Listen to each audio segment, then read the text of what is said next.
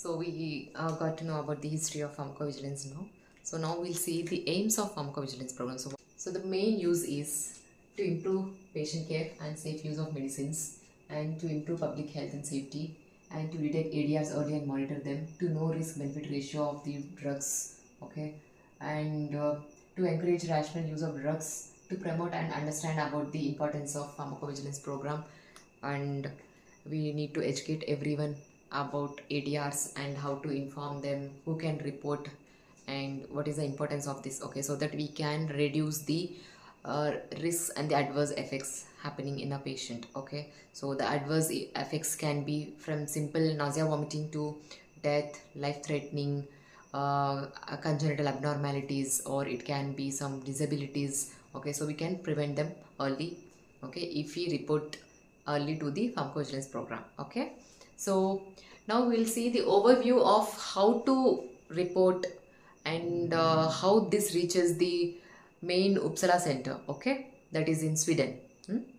Come to the end, okay. So this is a bit vast, but I'll let you know in a simpler way, okay. So now we got to know there'll be some ADRs because of drugs, and we have to inform them, and how we inform them, by whom, and what happens next, by and how the government takes care. We'll come to know about this, okay.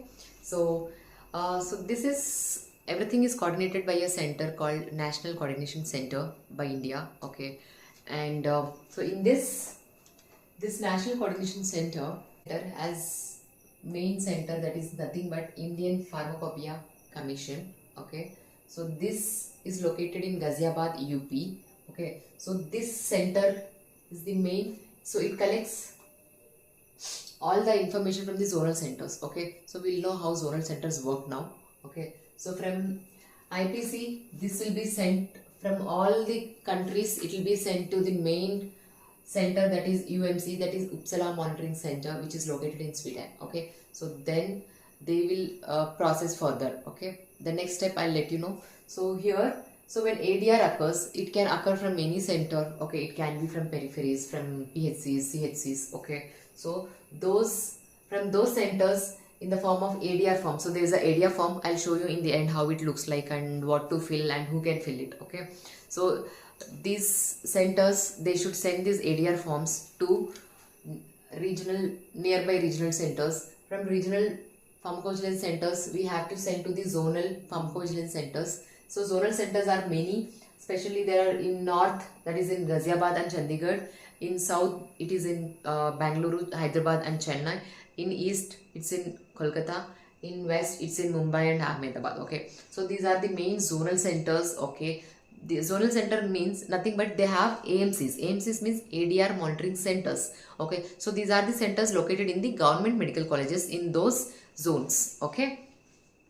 So from there, this ADR is sent to IPC, from IPC to UMC, okay. So some quality checking process will happen, that is nothing but quality review panel, signal review panel, co-trained panel. So these are there are some people who sit in this and check the quality of the ADR and then finalize it, okay. So in this, they after checking, they'll send in a form that is called as ICSR. It is individual case safety report, okay. So these reports are sent to the strategic advisory committee, okay, and they will decide, and they will send to the steering committee. Those they will send finally to the FDA. It works under Ministry of Health and Family Welfare Program, okay. So FDA will decide whether the drug has to be sent with a black box warning, and so that they can use in precaution, okay, or it has to be completely banned. So this is decided by FDA, and later, once it is decided, the CDSCO, the drug has to be in the list or not, it will decide, okay. So in a overview, I'll tell you, okay. So imagine there's a patient in your hospital, he has some side effect, okay, which is rare or it's unusual. So you want to report it, okay. So there'll be a ADR form. So anyone can write a ADR form, like example, pharmacist can write, dentist can write, doctor can write, staff can write. So they can report in that ADR form, and those ADR forms will be sent from peripheral. It can be from anywhere. If you are from regional, you can directly send it to zonal, or if it is from the zonal centers, you can data will be collected.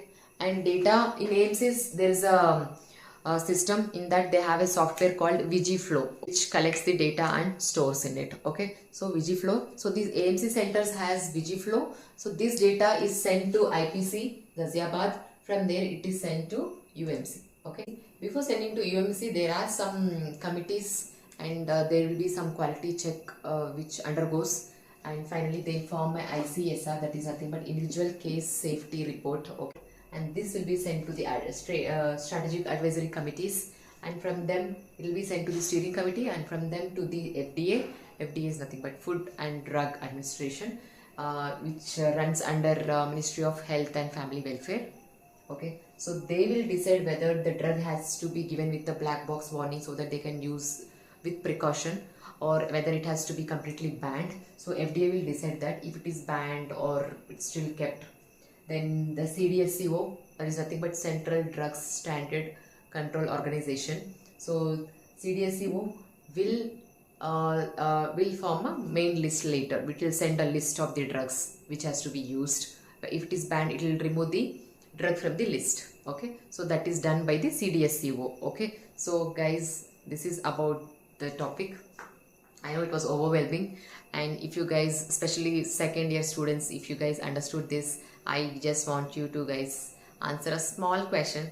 That is nothing but I just want you to answer about CDSCO headquarters. Where is it located? Please, if you guys know the answer, let me know in the comment box. Okay, and thank you.